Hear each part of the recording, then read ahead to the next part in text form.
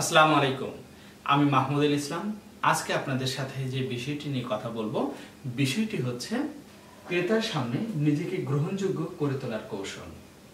কারণ আপনি যে ধরনেরই মার্কেটিং কাজের সাথে জড়িত থাকেন না কেন, আপনাকে অবশ্যই ক্রেতার সামনে নিজেকে যোগ্য করে তুলবার কৌশল অর্জন করতে হবে। কারণ নিজেকে যদি আপনি যোগ্য প্রমাণ করতে না পারেন, তাহলে আপনি কখনোই কিন্তু কোনো পণ্য বা সেবা বিক্রয় করতে পারবেন না। তাহলে বিক্রয়ের এটি কিন্তু পূর্ব শর্তও বলা যেতে পারে।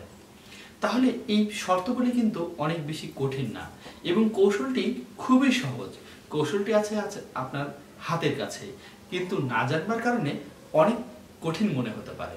তাহলে কথা না বাড়িয়ে চলে যাচ্ছি মূল আলোচনায়। গ্রহণযোগ্য করে তোলবার কৌশলের মধ্যে আপনার শরীরের 5টি অঙ্গকে কাজে লাগাতে হবে। আপনার চোখ, নাক, কান, মুখ ও ত্বক, এই 5টি জিনিসকে যদি আপনি কাজে লাগাতে পারেন সঠিকভাবে, তাহলেই কিন্তু আপনি কাছে নিজেকে গ্রহণযোগ্য করে তুলতে পারবেন।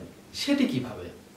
যখন আপনি আপনার ক্রেতার সাথে কথা বলছেন, তার চোখে চোখ রেখে কথা বলবার চেষ্টা করুন। তাহলে আপনার মধ্যে সৎ সাহস সৃষ্টি হবে এবং গ্রহণযোগ্যতা তৈরি হবে। সহজেই আপনি আপনার ক্রেতার মন জয় করতে পারবেন। এরপরে সেটি হচ্ছে নাক। অর্থাৎ আপনাকে এমন দুর্গন্ধজনিত কোনো পোশাক পরা যাবে না, আপনাকে সুগন্ধি ব্যবহার করতে হবে। আবার অতিমাত্রায় কোনো সুগন্ধিও ব্যবহার করা যাবে না। অর্থাৎ একজন ক্রেতার কাছে যখন আপনি পৌঁছাবেন, সে যেন একটি ভালো সুগন্ধ অনুভব করে, পরিবেশটা যেন তার কাছে ভালো মনে হয়। এরপরে সেটি হচ্ছে কান। আপনার কানকে সদা জাগ্রত রাখতে হবে। আপনার ক্রেতা কি ধরনের কথা বলছে সেটি মনোযোগ দিয়ে আপনাকে শুনতে হবে। তার প্রতিটি কথার গুরুত্ব দিতে হবে। আপনি যদি তার কথা মনোযোগ দিয়ে না শোনেন বা একই কথা যদি 2বার বা 3বার যদি জিজ্ঞাসা করেন, তাহলে কিন্তু বিরক্ত হবে। আর বিরক্ত হবার কারণে আপনার বিক্রয়টি কিন্তু সম্পন্ন করতে পারবেন না। তাহলে আপনার কানকে যদি আপনি জাগ্রত রাখেন, তবেই কিন্তু সহজে বিক্রয় করতে সক্ষম হবেন। এরপরে মুখ। মুখটি অনেক গুরুত্বপূর্ণ একটি বিষয়, কারণ মুখের উপরে নির্ভর করছে আপনার কথা। কারণ আপনার এই মুখটি কিভাবে ভালোভাবে কাজে লাগাবেন, তার উপরে নির্ভর করবে আপনার বিক্রয় কাজে আপনি সফল হবেন নাকি ব্যর্থ হবেন। যদি সঠিকভাবে সুন্দরভাবে মার্জিত কথা যদি বলতে পারেন, তবেই কিন্তু আপনি ক্রেতার মন জয় করতে পারবেন। আর যদি আপনার কথার মাধ্যমে ক্রেতার যদি মন জয় করতে না পারেন, তাহলে কিন্তু কখনো বা সেবাই বিক্রয় করতে পারবেন না। যে কোনো পণ্য অথবা সেবা আপনি যাই বিক্রি করুন না কেন, আপনার মুখকে কাজে লাগাতে হবে। আর মুখের সঠিক ব্যবহারের মাধ্যমে, সঠিক কথার মাধ্যমে আপনি আপনার বিক্রয়কে নিশ্চিত করতে পারবেন। এরপরে আছে ত্বক।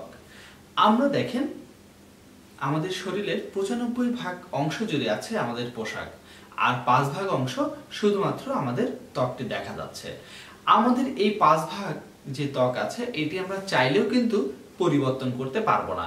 আল্লাহ তাআলা যাকে যেমন বানিয়েছেন, কাউকে ফর্সা বা কাউকে কালো, যেমনই বানাক না কেন বা আমাদের মুখের আকৃতি যেমনই হোক না কেন, আমরা চাইলেও সেটি পরিবর্তন করতে পারবো না। কিন্তু আমরা যেটি পরিবর্তন করতে পারবো, সেটি হচ্ছে আমাদের শরীরের ত্বকের উপরে আবৃত পোশাকটি। আপনি যদি মার্জিত পোশাক পরে থাকেন, পরিচ্ছন্ন যদি পোশাক পরে থাকেন, তাহলে আপনি সহজেই আপনার ক্রেতার দৃষ্টি আকর্ষণ করতে পারবেন। ক্রেতার মনের মধ্যে ঢুকবার জন্য অনেক গুরুত্বপূর্ণ ভূমিকা রাখবে আপনার পোশাক।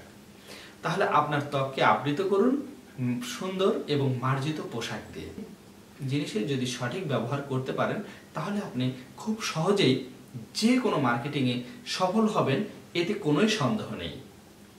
পরবর্তী ভিডিও দেখার আহ্বান জানিয়ে আজকের আলোচনা এখানেই শেষ করছি। ধন্যবাদ সবাইকে।